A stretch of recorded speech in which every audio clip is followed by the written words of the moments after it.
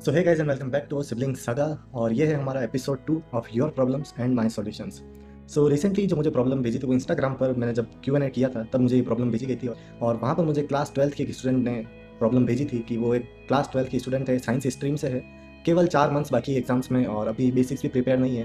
Basically वो थोड़ी सी anxiety वाली सिचुएशन है, थोड़ा सा डिप्रेशन वाला सीन है कि आखिर किस तरीके से प्रिपेयर किया जाए बचे हुए टाइम में कि अच्छे से जो है प्रिपरेशन कंप्लीट हो जाए, हमारा स्कोर अच्छा हो जाए। और स्पेशली 10th-12th के सभी स्टूडेंट्स को इस वक्त काफ़ी ज़्यादा स्ट्रेस रहता है।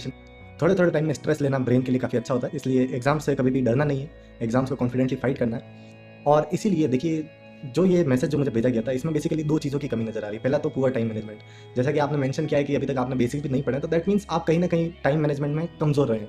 आप अपना टाइम मैनेज नहीं कर पाए, किस तरीके से किस समय क्या पढ़ा जाए, कैसे पढ़ा जाए, अपने टाइम को यूटिलाइज नहीं कर पाए। एंड सेकंड थिंग जो मुझे इस मैसेज में नजर आती है that is lake of self confidence, मतलब आपका सेल्फ कॉन्फिडेंस जो खुद के ऊपर होता है वो थोड़ा सा कमजोर हो चुका होता है। ये दो चीज़ें मेरी नज़र में स्टूडेंट्स की प्रिपरेशन को काफ़ी ज़्यादा जो है बाइंड अप कर देती हैं। एक तो स्टूडेंट्स का टाइम मैनेजमेंट प्रॉपर नहीं होता, एंड सेकेंडरी वो अपना कॉन्फिडेंस लूज करने लग जाता है। जैसे जैसे एग्जाम्स पास में आने लगते हैं उन्हें लगता है सिलेबस इतना सारा बचा हुआ, आप कैसे करेंगे, क्या करेंगे।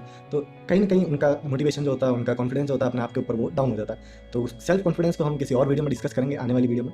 फिलहाल आज की वीडियो में हम लोग डिस्कस करेंगे टाइम मैनेजमेंट को। अब टाइम मैनेजमेंट देखिए, मैंने खुद ने भी क्लास 12 साइंस स्ट्रीम से करी है। जो लोग नहीं जानते, मैंने 12th में साइंस, बायोलॉजी एंड मैथमेटिक्स दोनों सब्जेक्ट से क्लियर किया विद स्कोर ऑफ 91%। तो मैं जानता हूँ कि किस तरीके से अपने टाइम को मैनेज किया जाता है, किस तरीके से इफेक्टिवली पढ़ा जाता है। लेकिन जब वो चीज़ समझानी हो, देखिए टाइम के साथ जो आपका रिलेशन है वो आप अपने लिए काफ़ी अच्छे तरीके से लागू कर सकते हैं, बट वही चीज़ किसी और के ऊपर थोप देना, that is not the right way to do it. तो इसलिए मैं थोड़ा सा गूगल पर और यूट्यूब पर और अलग अलग जगह पर सर्च कर रहा था कि किस तरीके से मैं टाइम का और आपका रिलेशन आपको समझा पाऊँ बेहतर तरीके से। And I found out Ankur Warikoo sir's time management course, और उसी की समरी मैं आज आप लोगों को बताने वाला हूँ। क्योंकि अंकुर वारिकू सर की जो टाइम स्ट्रेटेजी है, टाइम मैनेजमेंट स्ट्रेटेजी, वो आई थिंक आप लोगों के लिए काफ़ी ज़्यादा बेनिफिशियल रहेगी। अंकुर वारिकू सर के अकॉर्डिंग टाइम के 3 फैक्टर्स हैं जो काफ़ी ज़्यादा ज़रूरी होते हैं। तो सबसे पहला जो फैक्टर है दैट इज़ जो आपके टाइम मैनेजमेंट को अफेक्ट करता है, that is allocation of time, मतलब आप अपने टाइम को किस तरीके से एलोकेट करते हैं। अब जो चीज़ें, जो टाइम टेबल मैं बनाता हूँ, जो शेड्यूल मैं फॉलो करता हूँ, जरूरी नहीं कि मैं वो हर शेड्यूल आप सभी को दे दूँ, आप सभी भी बिल्कुल मेरे शेड्यूल को फॉलो करने लग जाओ, तो वो आपके लिए सक्सेसफुल नहीं होगा, क्योंकि हर एक आदमी का फिजिकल, मेंटल, इमोशनल स्टेबिलिटी अलग अलग होती है। बट टाइम को एलोकेट करना कैसे? देखिए, जो लोग सक्सेसफुल हैं उन लोगों के पास भी 24 घंटे दिन के, और हम लोगों के पास भी 24 आवर्स होते हैं। बट अंतर इतना है कि वो लोग अपने टाइम को सही तरीके से एलोकेट करते हैं, हम लोग अपने टाइम को एलोकेट नहीं कर पाते। तो वारिको सर इसमें बहुत ही सिंपल स्ट्रेटेजी यूज़ करते हैं, बट बहुत ही इफेक्टिव स्ट्रेटेजी है। वो टास्क को डिवाइड करते हैं 2 पार्ट्स में। अभी आप अपनी स्क्रीन पर बॉक्स देख रहे होंगे, ये चार्ट अगर बना सकते हैं तो बनाने की कोशिश कीजिएगा। एक स्क्वायर बनाना है और उसके 2 पार्ट्स क्रिएट करना है। स्क्वायर की एक एक्सिस पर आप लोगों को लिख देना है अर्जेंट, और एक एक्सिस पर आप लोगों को लिख देना है इंपॉर्टेंट। अब ये नीचे वाली एक्सिस सपोज करते हैं ये हमारे इंपॉर्टेंट टास्क है, और जो इधर वाली एक्सिस है वाई एक्सिस, वो हमारे हैं अर्जेंट टास्क। अब हर एक कॉलम में इधर यस लिख दीजिए, इधर नो लिख दीजिए, इधर यस लिख दीजिए, इधर नो लिख दीजिए। अब अपने टास्क को डिवाइड करना शुरू कीजिए कि कौन सा टास्क आपके लिए ज़रूरी है। अगर वो टास्क इंपॉर्टेंट है और अर्जेंट भी है तो उसे दोनों कैटेगरी में जो यस वाला कॉलम है वहाँ पे लिख दीजिए। कोई टास्क ऐसा जो इंपॉर्टेंट है बट अर्जेंट नहीं है तो उसे अलग कैटेगरी में रखिए। जैसे कुछ एग्जांपल्स लेते हैं हम लोग, जैसे कि एग्जाम्स आ रहा था, आपको पढ़ाई करनी है, पढ़ाई करना इंपॉर्टेंट है, डेफिनेटली इंपॉर्टेंट है, और अर्जेंट भी है क्योंकि हाँ ऑब्वियसली एग्जाम्स आ रहे हैं तो अर्जेंट भी है। सो या ये हो गया yes yes category. Now let's say कोई टीवी सीरियल आप लोगों को देखने की आदत है, आप कोई भी टीवी शो देखते हैं या फिर अपने मोबाइल पर इंस्टाग्राम रील्स को स्क्रॉल करते हैं, क्या वो इंपॉर्टेंट है? नहीं। क्या वो अर्जेंट है? नहीं। आज नहीं तो कल कभी कभी भी इंस्टाग्राम रील्स, आप कभी भी इंस्टाग्राम ओपन करके रील्स देख सकते हैं, ऐसा कोई अर्जेंट नहीं है, तो वो आ जाएगा नो वाली कैटेगरी में। इसी तरीके से चारों पर आपको किसी फ्रेंड की बर्थडे पार्टी में जाना है, वो इंपॉर्टेंट है, इंपॉर्टेंट नहीं भी हो सकता है, कुछ लोगों के लिए इंपॉर्टेंट हो भी सकता है। तो इस कैटेगरी में आप लोग अपने अपने हिसाब से अपने अपने टास्क को एलोकेट कर सकते हैं। कुछ लोगों के लिए कुछ चीज़ें इंपॉर्टेंट होगी बट अर्जेंट नहीं होगी, कुछ लोगों के लिए हो सकता है कि वही चीज़ अर्जेंट हो बट इंपॉर्टेंट नहीं हो।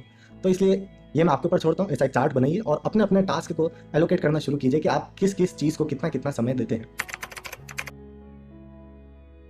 और सबसे सिंपली तो आप लोग, सबसे पहली चीज़ आप लोग करनी चाहिए, अपने मोबाइल की सेटिंग्स में जाकर के चेक करना चाहिए आपका इंस्टाग्राम का डेली यूजेज कितना है, आप इंस्टाग्राम पर कितना वक्त बिताते हैं, यूट्यूब पर कितना वक्त बिताते हैं। अगर वो प्रोडक्टिव है देन इट्स अदर केस। अगर आप यूट्यूब चलाते हैं और उस पर सेल्फ ग्रोथ की कुछ वीडियोस देख रहे हैं या फिर आपके स्टडी मटेरियल जो भी आप लोगों को पढ़ाई करनी होती है उसके रिलेटेड कुछ देख रहे हैं, that's a difference he. But mobile पर अगर आप कुछ और कर रहे हैं, लेट्स से इंस्टाग्राम रील्स चला रहे हैं या फिर कुछ टाइम पास कर रहे हैं, यूट्यूब पर फनी वीडियोस वगैरह देख रहे हैं, इस टाइम पर मैं सजेस्ट करूँगा आप लोग को थोड़ा सा कम कर दें, सिर्फ स्टडी मटेरियल पर ही फोकस करें।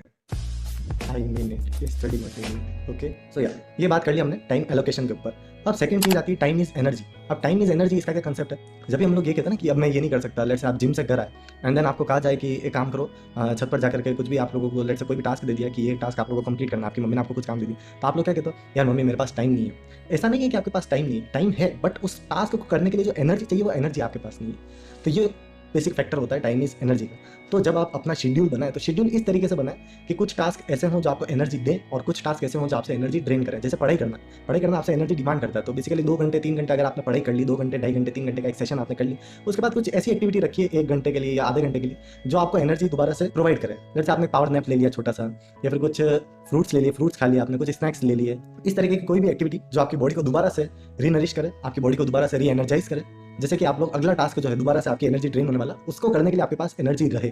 ना कि ऐसा हो कि आप कंटिन्यूसली ऐसा काम करते जा रहे हो जो आपसे एनर्जी ड्रेन करता जा रहा है, at the end of the day आप थक चुके हैं, आप फ्रस्ट्रेट हो चुके हैं और शेड्यूल आप फॉलो नहीं कर पाएंगे।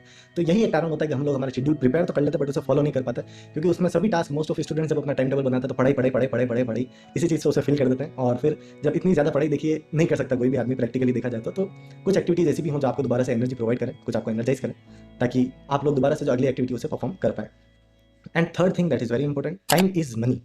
बेसिकली जब हम किसी भी चीज़ के साथ कोई भी काम ट्रेड करते हैं तो basically we are trading money with it. आपको कुरकुरे लाना है, आप पैसे देते हैं। आप लोगों को मार्केट से कुछ भी लाना है, स्टेशनरी आइटम लाना है, आपको ग्रोसरी स्टोर से कुछ भी लाना है, आप लोग पैसा ट्रेड करते हैं। बट कुछ चीज़ें, अब जैसे यूट्यूब पर आप ये वीडियो देख रहे हैं तो इसमें आप लोगों को लगता है कि ये फ्री ऑफ कॉस्ट, हमने वीडियो देख लिया, इसमें क्या हो गया, but actually you are trading your time for it. तो इसलिए अपने टाइम की वैल्यू करना समझिए।